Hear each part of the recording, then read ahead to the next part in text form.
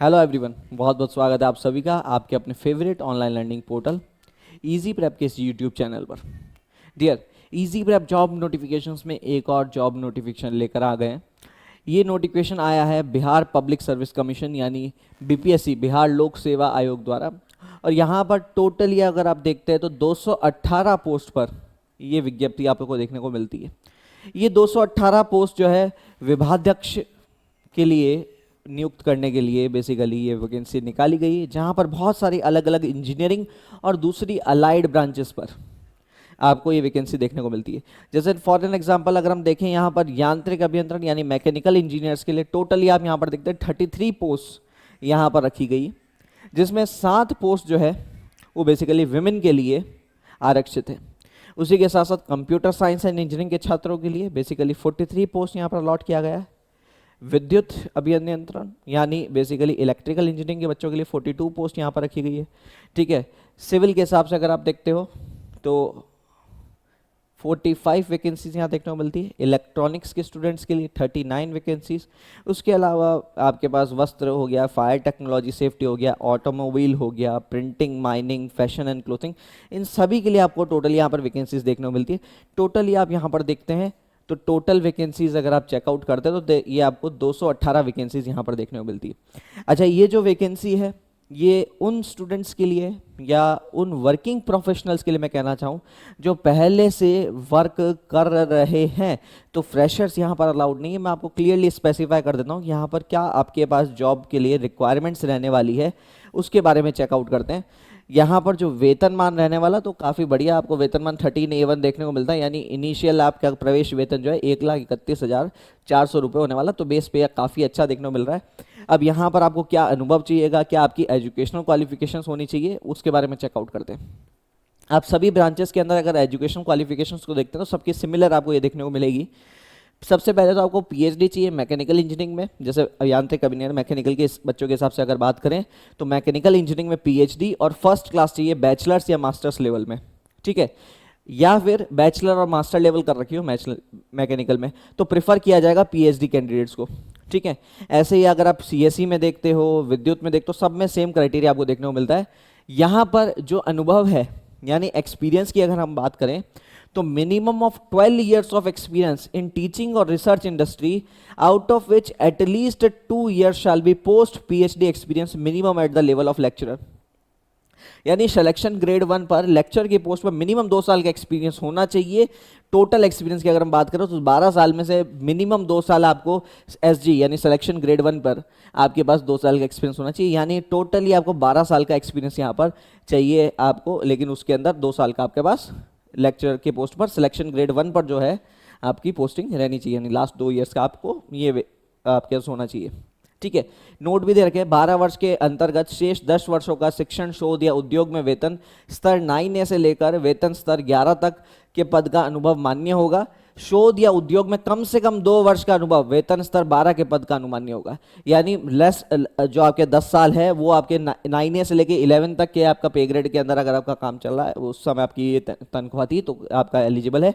लेकिन लास्ट 2 साल का जो आपके पास मिनिमम 2 ईयर्स का जो पे ग्रेड है वो आपके पास वेतन स्तर जो है 12 या 12 से अधिक होना चाहिए। ठीक है,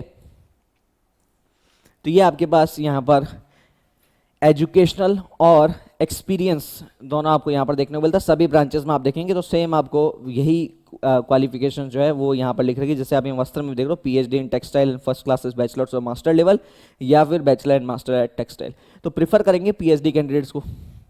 ठीक है, तो आप देख सकते हो यहाँ पर अलग अलग ब्रांचेस के हिसाब से आपका जो भी ब्रांच है उसके हिसाब से सेम आपको एजुकेशनल और वर्क एक्सपीरियंस यहाँ पर देखने को मिलने वाला है।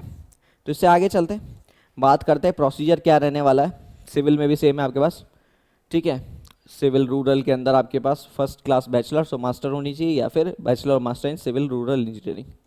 ठीक है, कृषि में, लाइब्रेरी साइंस के अंदर, सबके अंदर आपको ये पोस्ट देखने को मिलने वाली है। ठीक है, अच्छा ये चीज़ इन्होंने क्लियर कर दी कि जो भी आपके पास ये एजुकेशनल क्वालिफिकेशन होनी चाहिए डिस्टेंस या ओपन यूनिवर्सिटी मोड से मान्य नहीं माना जाएगा, यानी आपके पास फुल टाइम आपके पास एजुकेशनल डिग्री होनी चाहिए। ठीक है, सारी इंस्टीट्यूट्स आपके एआईसीटी द्वारा मान्यता प्राप्त होनी चाहिए। ठीक है, इससे अगर आगे हम देखें तो उम्र सीमा यहाँ पर जो दे रखी है 1/8/2025 को कट ऑफ डेट माना गया, तो वहाँ पर मिनिमम आपकी उम्र 33 वर्ष की होनी चाहिए और अधिकतम उम्र सीमा तय नहीं करी गई है। सेवानिवृत्ति जो है 65 वर्ष आपके पास है, तो 65 से अधिक का उम्र वैसे भी एलिजिबल नहीं, क्योंकि उस समय ये रिटायरमेंट देते हैं, और मिनिमम 33 ईयर्स का आपका एज होना चाहिए। ठीक है, चयन का आधार क्या है, बेसिकली यहाँ पर शॉर्ट लिस्टिंग की जाएगी। ठीक है, तो शॉर्ट लिस्टिंग क्या, आपका पैमाना क्या है वो थोड़ा सा डिस्कस कर लेते हैं हम। सबसे पहले एकेडमिक बैकग्राउंड जो है उसको 20% का वेटेज दिया जाएगा। ठीक है, टोटल वेटेज 100 का है, तो 100 में से 20% आप कह सकते हो आपके एकेडमिक वेटेज का सिस्टम रहने वाला है। ठीक है, उसके अलावा आपके पास जो academic performance, research performance, domain knowledge या टेक्निकल जो टीचिंग स्किल्स है उसका वेटेज 60% रहने वाला है। ठीक है, किसी भी संकाय में हो सकती है, जनरली अगर हम इंजीनियरिंग के छात्रों के हिसाब से बात करें तो इंजीनियरिंग में या तो ह्यूमैनिटीज़ के या फिर साइंसेज के। ठीक है, और एक इंटरव्यू रहने वाला है जो कि 20% का वेटेज आपका रखने वाला है। तो टोटल 20% का एकेडमिक बैकग्राउंड, 20% का आपका एकेडमिक और रिसर्च परफॉर्मेंसेस, टीचिंग स्किल्स 60% का, और 20% का इंटरव्यू वेटेज रहने वाला है। ठीक है, इसके रिगार्डिंग डिटेल आपको यहाँ पर दे रखी है कि आपके पास वो 20 में से भी किस तरीके से 5 पीएचडी को दे रखा है, 5 आपको दे रखा है बीटेक बी बीएससी को, और आपके पास एमटेक एमई एमएससी ये सब कर रखा है, तो उसको 10%, टोटल 20% का ब्यौरा ये रह गया। ठीक, एकेडमिक का आपके पास पब्लिकेशंस, रिसर्च जर्नल्स, इन सब के हिसाब से इन्होंने डिटेल में इन लोगों ने ये सब चीज़ क्या रखी है। आपने जो बुक्स या फिर जो आपने जो टेक्स्ट आपने पब्लिश कराए हैं उनके रिगार्डिंग यहाँ पर इन्होंने क्लियरली ये सब चीज़ दे रखा है। ठीक है, और 20% का आपका इंटरव्यू रहने वाला है। तो टोटली आप यहाँ पर देख सकते हो आपको केवल और केवल इंटरव्यू बेसिस पर ये वैकेंसी देखने को मिली है, इसके बेसिस पर सिलेक्शन किया जाएगा इन 218 पदों पर। ठीक है, ये क्लियरली इन लोगों ने मेंशन किया है, जिन भी विश्वविद्यालयों में बोर्ड्स में सीजीपीए सिस्टम्स होता है, तो सीजीपीए का जो वो बोर्ड परसेंटेज का कन्वर्जन मानता है उसी कन्वर्जन को ये भी मानेंगे, तो उसका जो फॉर्मूला होगा वही फॉर्मूला बीपीएससी भी जो है यूज़ करने वाला है आपके सीजीपीए को परसेंटेज में कन्वर्ट करने के लिए। ठीक है, आरक्षण ऑलरेडी हमने देखा कि उसके अंदर पहले से मेंशन था उस डिटेल टेबल के अंदर कि आरक्षण कितना मिलने वाला है। अब ये जो टोटल आरक्षण उनके कोड्स यहाँ पर दे रखे। ठीक है, अनरिजर्व्ड के लिए कौन सा कोड है, यूआर है, कोड नंबर 1 दे रखा, तो ये सर कोड्स वगैरह मेंशनड है आपके यहाँ पर। ठीक है, उससे आगे हम देखें कि इसकी फॉर्म फिलिंग और ये जो पूरा प्रोसेस होने वाला है ये ऑनलाइन आवेदन में होगा, कोई भी ऑफलाइन मोड से यहाँ पर सिस्टम नहीं रहने वाला है। आपको ऑनलाइन दावा ही, मतलब जो ऑनलाइन एप्लीकेशन है वही फिल करना होगा, जो कि बीपीएससी की जो ऑफिशियल वेबसाइट है उस पर फिल आउट होगा। ठीक है, अब उसमें कौन कौन से डॉक्यूमेंट्स चाहिए वो यहाँ पर मेंशन कर रखे हैं जो आपको उसमें डालना पड़ेगा। मैट्रिक का प्रमाण पत्र, स्नातक डिग्री का प्रमाण पत्र, स्नातक अंक पत्र, वर्षवार या फिर सेमेस्टर जिस भी हिसाब से होता है आपके, निष्णात डिग्री प्रमाण पत्र। ठीक है, यानी आपका जो पासिंग सर्टिफिकेट्स होता है वो आपको डालना पड़ेगा। ठीक है, और अंक पत्र आपके पास वो भी आपको डालना पड़ेगा। ठीक है, चाहे सेमेस्टर वाइज हो चाहे ईयर वाइज हो। ठीक है, इसी तरीके से पीएचडी का भी आपको सिस्टम देना पड़ेगा, पीएचडी का भी आपको सेम आपको डेटा यहाँ पर प्रोवाइड करना पड़ेगा।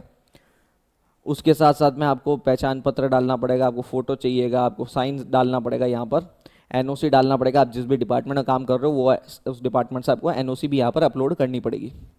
ठीक है, फॉर्म फीस की अगर हम बात करें तो यहाँ पर टोटली आपको फॉर्म फीस 100 रुपये यानी 100 रुपये का फीस यहाँ पर रखा गया है। ठीक है, अगर अपन बात करें इसकी फॉर्म फिलिंग की डेट कब चालू हो रही है, फॉर्म फिलिंग की डेट 2/9/2025 को चालू होने वाली है। ठीक है, 2 सितंबर को इसकी फॉर्म फिलिंग डेट चालू हो जाएगी, और इसकी भरने की अंतिम तिथि 30/9 यानी 30 सितंबर रखी गई है। ठीक है, जिन भी बच्चों का जो भी फॉर्म फिलिंग आप करते हैं उस समय जो भी लोग अपना आधार कार्ड की एंट्रीज फिल आउट नहीं करते हैं तो बायोमेट्रिक वेरिफिकेशन के लिए एडिशनल 200 रुपये देने पड़ेंगे अगर आपने आधार कार्ड की एंट्रीज फिल आउट नहीं करी है अपने डॉक्यूमेंटेशन में।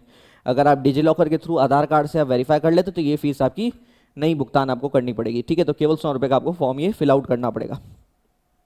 ठीक है, फॉर्म फिलिंग अधूरी रह गई, उसमें त्रुटियां रह गई, तो वो सारी प्रॉब्लम्स केवल आपकी है, इनकी तरफ से उसमें कोई भी चेंजेस का आपको ऑप्शन दिया नहीं जाएगा।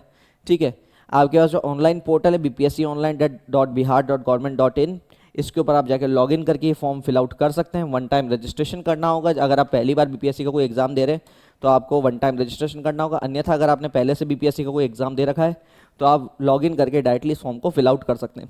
ठीक है, आपका आधार का जो वेरिफिकेशन है वो डिजिलॉकर के थ्रू होगा, तो डिजिलॉकर आपका बिल्कुल ओपन रहे, वो लॉक नहीं हो, उसमें साइन इन आप कर पा रहे हो इजीली, तो आप इस फॉर्म को क्लियरली बड़ी आसानी से भर पाएंगे।